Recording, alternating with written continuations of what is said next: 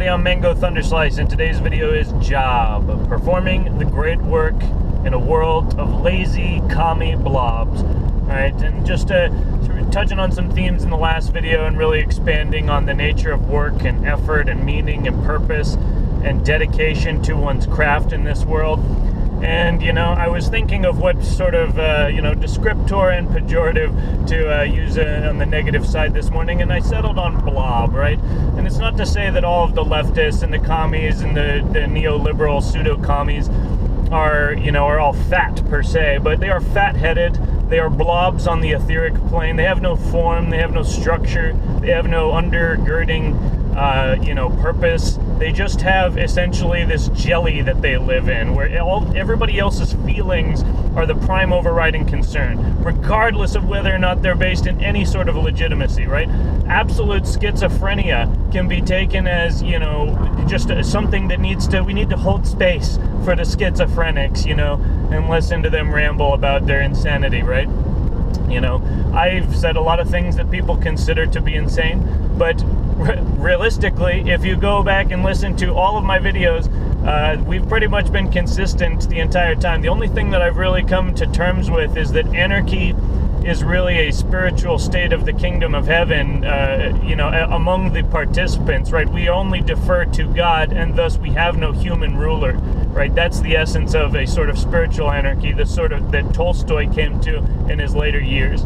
Again, I mentioned Tolstoy a lot, but I just find him to be such a perfect example. He's one of the most renowned atheist liberal writers of all history. War and Peace was written when he was very young. It's a massive book, so I haven't actually read it. I couldn't even tell you exactly what it's about, but I know it's a very, consequential book in a world of literature. I'll save that one for when I'm old and flying around in my airship, on microdosing on LSD. But for now, really what I'm concerned with is what he wrote in his later years, which was called A Confession. And I think there was some subtitle, but it was essentially him describing how after, he achieved such fame and notoriety after he wrote War and Peace. He was so renowned among his fellow urban intelligentsia, just literati peers, and they're all atheists, they're all liberals, they're all basically, most of them communists, basically. And they basically, he just found such a dearth of meaning. He found no meaning whatsoever, and he found no happiness. All of that wealth and notoriety actually brought him just depression and sadness.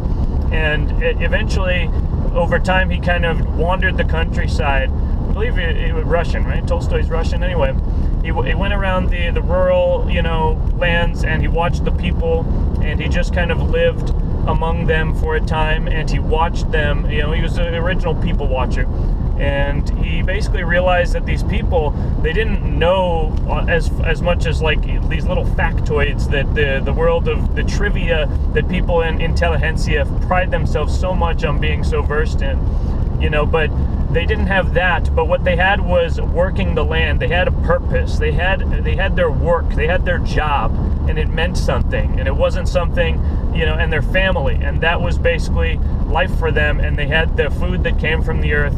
And, basically they had each other. And that was essentially the meaning that brought them a genuine happiness that he witnessed very, endemic in the rural areas, the people who still believed in God, who still had their church and their religion and their family and their job in terms of real work with the earth, and they had happiness. And the people in the cities, it's drugs and depression and misery and crime, and just it's at the same time masquerading as the supreme reality of the world, as if all these people, which in today would be called flyover states, are just these peasants who aren't worth a minute's consideration. And it's amazing, the inversion of reality. Again, this universe was, it is unified in the Trinity, in the triangle, but there is such a paradoxical aspect to our reality. And perhaps some of it is born of language. We have languages that are very paradoxical in their construction. The English language, if you really unravel it, is just an entire, it's kind of a mindfuck how inverted and weird, and how much all of these Latin-based and Germanic-based languages really came into the modern world. And it's that, again, through Brave New World and 1984. Controlling language is absolutely pivotal, and it completely unites all of the totalitarian, dystopian sci-fi sort of novels. It's basically that language is the locus of control. If you can control somebody's language, you can control their thoughts, right? So when, even just, for example, gay used to mean happy, right? And then basically it was appropriated to mean homosexual. And that basically, but so when people say, oh, I'm gay, to the prior meaning of that word was I'm happy, right? But when people hear homosexual, they immediately think of essentially, sexual acts, and basically that causes a sense of revulsion to the average person, right? And maybe not to the urban intelligentsia. The idea of teaching kids anal sex as contraception in the 3rd and 4th grade, maybe that's just woke, progressive ideology now. It's good that we're doing that, right? And it's the fact that people believe that. This is a very interesting situation, and for the uninitiated, it is very psychologically taxing to witness all this and to realize, in one sense, the people even who are programmed, they are being psychologically taxed on a major sense. They really think that there are millions and millions of Nazis, of closet Nazis in this country, and that's the whole support of Trump and everything conservative is just born of, we're trying to exterminate all the subhuman races, and that's the white man's prime overriding concern in this world. And it's just, they believe that, and no wonder they're so fucking crazy, because they actually believe that the rest of the country is Nazis, rather than just good people who are trying to provide for their family and not have their country be taken over to the point where they lose their most basic rights: the right to speak, the right to peaceably assemble, the right to bear arms, the right to not have government agents stationed in your home, the right not to be dictated to by a federal government that has gone way beyond the confines of its original purpose. And this is absolutely a fight for the soul of the country and of the world, because again, this populist nationalism is resurgent across the world, right? Russia, who used to be our communist enemy in the Soviet Union, is now literally more conservative in many ways than the United States, or at least certain principalities within the United States. Look at Portland, look at Seattle. They think that people are going to sympathize with them after they tried to set fire to a courthouse and been rioting for 60 days straight.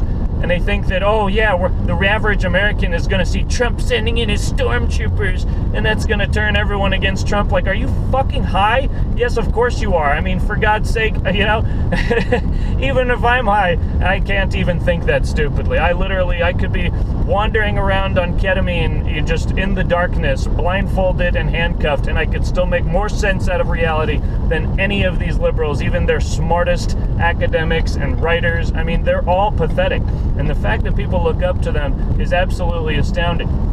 But again, to return back to the point, it's because they have no purpose, they have no structure, they have no logos, they have no job in this world that actually means anything. Being a writer does not mean anything. Being a movie star does not mean anything. Being just a person who just bitches and babbles does not mean anything. What means something is when you work in the world, when you mix your energy, as John Locke said, with the energy of the earth, and you create property, right? And this is essentially the white Christian Protestant values of America, was basically just in seeing physical value and working in the world and producing that wealth to be an emanation of God, right? Wealth and money in and of itself is not evil at all. It's just a manifestation of energy. And it really matters how this energy is cultivated. Are we symbionts? Are we in symbiosis? Or are we basically parasites? Are we predators? It's really, I think that there are both of those actually in play right now. The traditional hardcore right wing, the neocons, who I am still resolutely opposed to, that you're right, they are the predator, and then you have the commies on the other side, and they are the parasite. And then there's the average person in the middle who's just trying to live their life and kind of do well by themselves and other people, and that, you know, and the people who actually see all of life as in working together, you know, even if we separate ourselves according to tribal lines, we can still all work together. That's again what the left don't get about even the people who are supposed racists, is that we don't want to, you know, we don't want to mix ourselves and get steamrolled into one common identity and lose all of our history and memory. But we can get along. We just want to have our own little communities where we actually can live life the way we want to and just have peace and not all be forced together in this great chaotic, you know, mass of communist nonsense where we lose all the structure to society, and thus, by definition, the only thing that is there to fill in the gap is essentially centralized authority. And surprise, surprise, it's these leftists who are always trying to position themselves and their cronies and their buddies in positions of power, you know. There's nothing wrong in the private sector with a little bit of nepotism. You want to hire your brother, hire your cousin, that's fine. There's no outsized benefit there. You're just running a business with your family. But when we involve the state, when we involve the government, when we involve centralized authority, then we have a big, big problem on our hands. Like when Nancy Pelosi's husband makes, you know, some stock option plays and nets $5 million for the family. You know, is there insider trading going on? You don't make that much as a congressperson, you know, a congressman, even if you're Speaker of the House, right? But Nancy Pelosi is a multi-millionaire. It really begs the question of how exactly some of these Democrats and Republicans have gotten so wealthy, right? And again, I am absolutely opposed to pretty much the entire blue team and half the red team, right? You really got to focus on verifying authenticity of the people, right? There's this guy with one eye, Dan Crenshaw, right? He's the new one that they're trying to push forward as, you know, the neocon spokesman, right? Pretending to support Trump, you know, and populist nationalism, but in reality, a Trojan horse, right? A stealth kind of operator trying to guide it back into the fold and lead us all back into the stable, right? I absolutely, resolutely still maintain that Trump's election in 2016 was not what was part of the plan. Maybe it was, you know, it was a part of a lot of people's plans, and there are, again, different factions. The people who characterize the ruling elite of this planet as one giant monolith, you know, just as they try and, you know, categorize everyone else as one giant monolith, from the black people to the white people and everybody else. You know, they realize that they don't see that there's numerous different factions. Even if you understand that there's, like, you know, a number of powerful elite families that rule the world, right? Do you think those families are all the same? Do you think they agree with each other on everything? They do not. And some, believe it or not, actually have more ethics than others, right? You know, Kennedy, again, was from an elite family. And he was, you know, in a lot of ways kind of a communist. He wanted to give up the United States military to the UN, but, you know, in his heart, I believe he wanted peace. And that is really what matters. And that is a big difference between the Kennedy Democrats back then and the Democrats today, who are violent-hearted communists and basically have nothing in their heart but absolute just pure bile, and they have nothing in their mind but degenerate thoughts. They have nothing in their hands except for a keyboard and basically a soy latte, you know, and basically it's just absolutely infuriating as a person who is just trying to work in the world and create peace and create value and create symbiosis, you know, so that everybody in this world can live better. It's just so tiresome to have this all lobbed at you, and there's only so much that the Saxon will take, if you will, before he learns to hate himself. And you know, again, that's where they've put us in from the very beginning. We just hate all the minorities, and that's why we're just trying to, you know, keep our freedoms, you know. Like, it's amazing. And again, why I love to see black people waking up, you know, and it's still, I gotta harp on the people of color thing. Do you know how offensive that would be to me if I was a person from an African descent or some dark-skinned descent in South America, basically, to have my entire culture steamrolled into people of color as if that's some sort of respectful moniker, right? I mean, again, why is colored people a racist term, but why is people of color not a racist term? It's just a stupid, again, Newspeak 1984 attempt to linguistically wrangle people into a common identity that they don't actually share. Again, it's the same thing as the Muslims and the gays trying to rally against the white supremacists, in the Democratic Party. It's like Islam wants to kill all of you more than any white man. Even the most hardcore conservative just wants to have the sanctity of marriage and live in a community where there's not just, dicks and asses hanging out all day long. It's actually something that a lot of people don't want to see all the time, right? And I'm speaking as a person who's been to Burning Man several times, so that's all I'll say about that.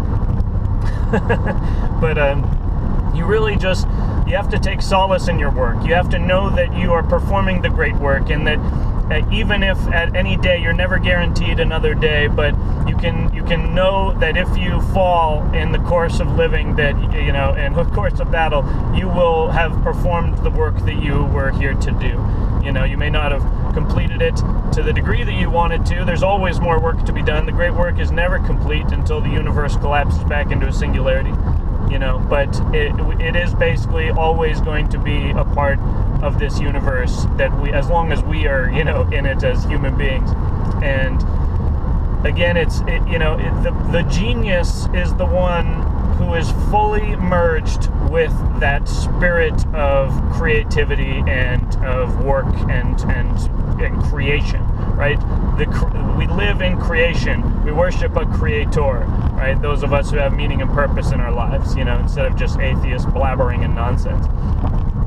I would literally debate Richard Dawkins. I would debate any of the big atheists, and I would absolutely destroy them. I am absolutely confident I could do that handily without even doing any prior research. You give me a few hours to basically get some sources and notes ahead of time, and I will steamroll the greatest minds that all of these atheists worship with perfect ease.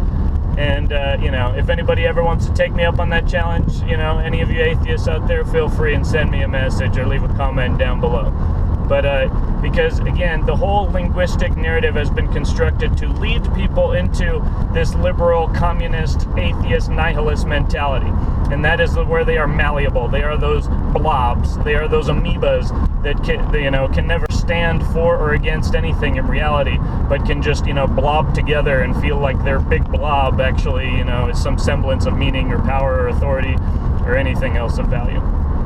But it's not. It's all just feelings, and again, the digital age, in one sense, has heralded an information revolution. In another sense, it's fomented a counter-revolution, to the point where Twitter thinks that they can censor medical doctors when they're talking about a drug that has been on the market for somewhere in the range of 70 years. Which is to say hydroxychloroquine, and the sheer fact that Trump mentioned it being potentially effective, which it is, and doctors far above Dr. Fauci like Didier Raoult in France, they are basically massively successful. They want their ventilators, which don't do anything to save people's lives. They want their vaccine, which doesn't exist and isn't going to save any lives. In fact, it's going to kill and maim a whole swath of people in the world and in this country. They want basically their lockdown to keep people afraid. I'm going to try and just take a breath and calm down, but I have absolutely still had it with every single liberal in my family, in basically the world. You think you can govern the world with your little pissant whim, and you're scared of a thing that the media is telling you to be scared of, and you don't know anything at all about the underlying science or facts of the matter or the origin of it. I mean, even laying a lot of things as they are, do you realize that this was an act of biological warfare by China? They knew that this virus was in their country. They knew that it was transmissible human to human, and they exerted specific, timed power and influence to keep that fact from people and make sure that it was exported to the rest of the world. Again, even if we assume that it was an accidental release, which I still, believe is more likely than not, the fact that they chose to let it get released, that is an act of biological warfare by definition. And yet we're still just blabbering on about Russia, right? Russia, even the white nationalists in the streets, right, that don't even exist, right? But anytime a commie shoots somebody in the street, they say it was a white nationalist provocateur. Yeah, okay, because that's really what, productive white people have time to be doing, right? I mean, Portland, it used to be a city that, it was always liberal, but there used to be a wild spirit. There used to be a lot of different ways of thinking. Now it's just, it doesn't matter what you look like, but you've got to believe in communism. And, we just met somebody in our neck of the woods who moved from Portland, but is, Ukrainian by birth, and is now basically moving to the Carolinas because she basically they couldn't take Portland anymore, and it's not really that much better in California. Again, the red counties are really magical in a big way, but again, we're subject to an imperial government that is the state of California. And, speaking of corruption, continuing where we left off, Gavin Newsom, basically his cousin bought a mansion not too far from where I live, fair distance, but not that much. $3.7 million mansion with an LLC, and then gifted it to his cousin, the governor, Gavin Newsom. And Gavin Newsom basically then took a cash out provision of $2.7 million. And it was unreported on his political, financial disclosures, right? And he's, drum roll please, Nancy Pelosi's nephew, right? This is all one sick, almost mafia level corruption and infiltration of government by people who have not even the slightest semblance of care for their constituents, or genuine goodwill and good faith operation of the mechanisms of power. And there's only so much that the average person can take. They're really throwing everything they can at it now, and they really think that they're going to take Trump out. But at the same time, they know the real numbers. They know that the numbers they're putting out are bullshit, But then again, they drink the Kool-Aid. They're so inundated at this point. I'm not even sure the people who are controlling it, actually understand that they are full of shit anymore. I think that basically it's the snake eating its tail, and it's about to eat the back of its neck at a certain point, and something breaks, and this is the singularity. And my thesis, as always, is that a new world has already been born. It has been growing, and it is about to overtake the consensus reality that has dominated the planet for the previous age, somewhere in the range of 2,000 years. And of that, a new world will be born. Whether or not we have a physical revolution and lead it into, sort of an American socialist globalist model, or if we go through a spiritual revolution and people stand up for the ancient and cosmic values, and they create a new world more in resonance with the American founding than really even the American government was, and the American nation was back at its founding. Because, again, slavery did exist, and there were a lot of things that weren't perfect back then, just like there's not a lot of things that are perfect right now. But I think when we see with clear eyes, and we speak with clear words, and we do what we can to not have hate govern us in our hearts, no matter what side that we're on, find that love of your people, find that love of your earth, find that love of your family, a love of knowledge, a love of just breathing air deeply into your lungs, a love of conquering obstacles, of running up hills and mountains, Find that love in your life, even if it means completely cutting yourself off from media, both mainstream media as well as alternative media and social media. The election will happen regardless. It is important that everyone contribute if they're able, but if they're not able to contribute because they're emotionally, spiritually, physically compromised, you've got to make sure that you put on your own oxygen mask first before you put on the oxygen mask of other people. Otherwise, you're playing into the sacrificial bullshit that has hamstrung all the religious people of this world for several decades, and telling them that they just need to believe in God, and that's the only thing that matters. I'm sorry, it's not. I absolutely believe in God. I absolutely believe in Jesus as the Son of God, but I absolutely do not think that you can just sit back and let God as far as most things in this world. You have to act, and then when you've done everything you can in this physical world, and with your whole body, and your mind and your soul, that is when God steps in. That is when the universe bends to the will of the magician, if you will. And so that is what is going to happen again. I believe that 2020 Trump will get reelected, and basically I really hope and believe that this is going to be the Trump Unleashed, and this is when literally the 150,000+ sealed indictments across the country start to come crashing down and opening like a waterfall of truth and justice. and righteous indignation. It's, regardless of what you think about all the QAnon posts and what, I don't place any credence on them, but the core thesis is that, Trump is not just a big sideshow by the elite, but there is an actual conflict going on behind the scenes. And that this is a very precarious situation for the people who have controlled this planet, and that if people were to take the advice that I am giving them and use the information that I am providing, and again, I'm not the only one, but, there's a reason that they throttle this channel and they don't throttle other channels. It's because if people realize this perspective, this is the end for them. It is the end for them and the beginning of a whole new world of peace and justice and prosperity for everyone who is of good faith. However, not everyone on this planet is of good faith, and that's where they start to get a little scared. And that's where it's important to perform your work in this world. Find a job that works with you. Do what you can to expand beyond it energetically, no matter what you are doing. And you will find that eventually your physical life and your physical job start to expand consequently and commensurately. And that is when, my friend, we start to get into the real fun projects of the world. And I'll be telling more about those soon enough. There is a lot of exciting things happening in this world, and we are going to see many of them coming to the fore very soon. So on that note, much love to you guys, and I'll see you next time. Cheers.